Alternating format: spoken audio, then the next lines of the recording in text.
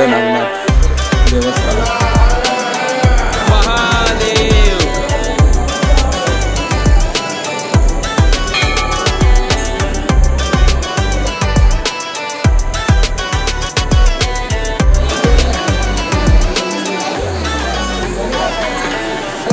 मित्रांनो नमस्कार, औंढ नागनाथ या ठिकाणी आलो आहेत आता आणि ज्योतिर्लिंगांपैकी एक ज्योतिर्लिंग आहे हे आणि अतिशय छान हे मंदिर आहे। आतमध्ये मी आत्ताच जाऊन आलो आणि आतमध्ये सुद्धा मंदिर अतिशय सुंदर आहे। पिंड अतिशय छान आहे, सुंदर आहे आणि आतमधला गाभारा जो आहे अतिशय नयनरम्य होता आणि जसं आता बाहेर निघालो आहे ही कलाकृती अतिशय छान वाटली मला।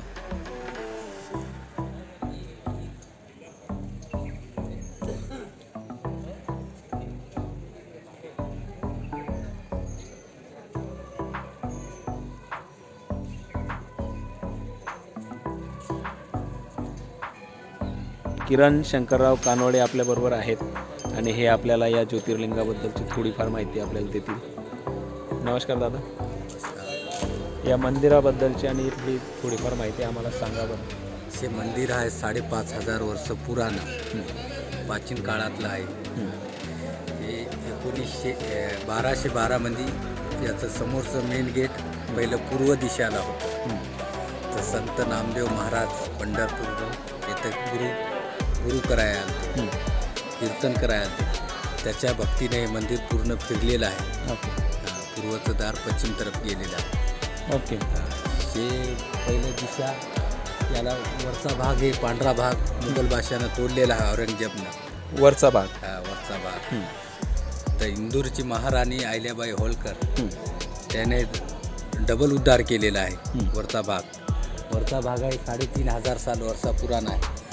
खालचा आहे 5,500 साल वर्षाचा। हे पाची पांडवनं बांधलेलं आहे। तिथं पाची पांडव आले, वनवास होता ना, आले होते। तिथं पूर्ण तळं होतं। ओके, त्या तळ्यामध्ये ज्योतिर्लिंग होता आपला। ज्योतिर्लिंग इथं त्याच्या गाया होत्या। तर पूर्ण मंदिर एकही दगडाचं आहे।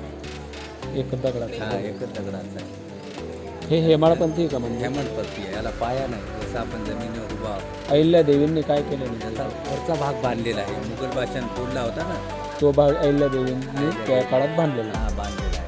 ओके, पूर्ण असं मंदिर होतं। येथून तिथून एकही दगडाचं होतं, परंतु ते वरचा भाग जीर्णोद्धार केल्याने मग त्याला पूर्ण भाग हे इटीचा आणि चुन्याचा आहे।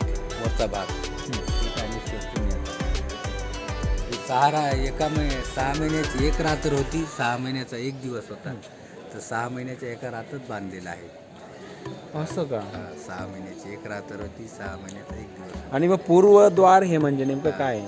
पूर्वद्वार आहे। पहिले इकडून एंट्री होत होती लोकांची, पूर्व दिशामध्ये। ही पूर्व दिशा होती इकडे आणि इकडून एंट्री होती आधी एंट्री पूर्वेकडून। हे मेन गेट आहे ना, आता पश्चिमचं गेट पहिलं पूर्व दिशेला होतं।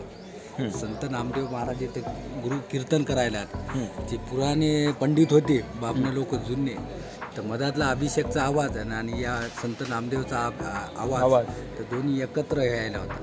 तर मधातले पंडित म्हणले, बाबा तू कीर्तन करायचं असलं तर मंदिराच्या पाठीमागं जाऊन कीर्तन करतो भजन। तर नामदेव महाराज पाठीमागे गेले कीर्तन करायला। जसं जसं कीर्तन केलं पूर्ण मंदिर त्याच्याकडे फिरलेलं आहे। त्याच्या भक्तीने फिरलेलं आहे। संत नामदेवांच्या भक्तीने मंदिर फिरलंय। ओके, महाराष्ट्रातले 5 ज्योतिर्लिंग आहेत, त्याच्यापैकी हे 8वं आहे। 8वा नंबर हे मंदिर पूर्ण। आणि ते नाव काय म्हटलं जातं याला? हे नागेशम दारुका वने, नागेश्वर दारुका वनी। हे म्हणजे नागेश म्हणजे या मंदिराचं नाव आहे। मंदिराचं वन म्हणजे हे पूर्ण जंगल होता पहिला आहे वन। नागेशम दारुका वने, दारुका वन मंदिर। नागेश म्हणजे या ज्योतिर्लिंगाचं नाव आहे। दारुका वन म्हणलं या जंगलाचं नाव होतं। पूर्ण जंगल होता वन। दारुकचा नाव त्याचा एक दैत्य होता इथं। बरोबर, ते बाबण्याला खात होता। त्याला वरदान मागितलं महादेवानं त्याला वध केला। त्याच्याला पार्वतीला वरदान मागितलं, मग वरदान झालं म्हणजे मग बी नाव काही निघलं पाहिजे।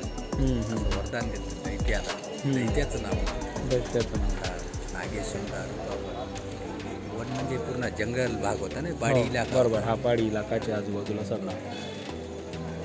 आणि जंगलामध्ये बसलेले म्हणजे किती वर्षापूर्वीचं? हे 5,500 5,500 वर्षापूर्वी. पूर्ण 1212 म्हणजे याचा उद्धार केला पाचू पांडवांना. मला औंड नागनाथ औंढ या गावाचं नाव. गावाचं नाव आहे औंड. नागनाथ म्हणजे मंदिराचं. हा. म्हणून औंड नागनाथ म्हणून ते प्रसिद्ध आहे. धन्यवाद महाराज, तुम्ही अतिशय छान आणि मोलाची माहिती दिली आम्हाला. खरंच तुमच्या मनापासून धन्यवाद. देवस्थानामध्ये हे बारव त्या ठिकाणी आपल्याला दिसतं आहे. या बारवात पाणी आहे आणि इकडे शनी मंदिर, तिकडे ज्योतिर्लिंग आणि इकडे शनी मंदिर. आता जे शनी मंदिरात जस्ट जातोय. अतिशय छान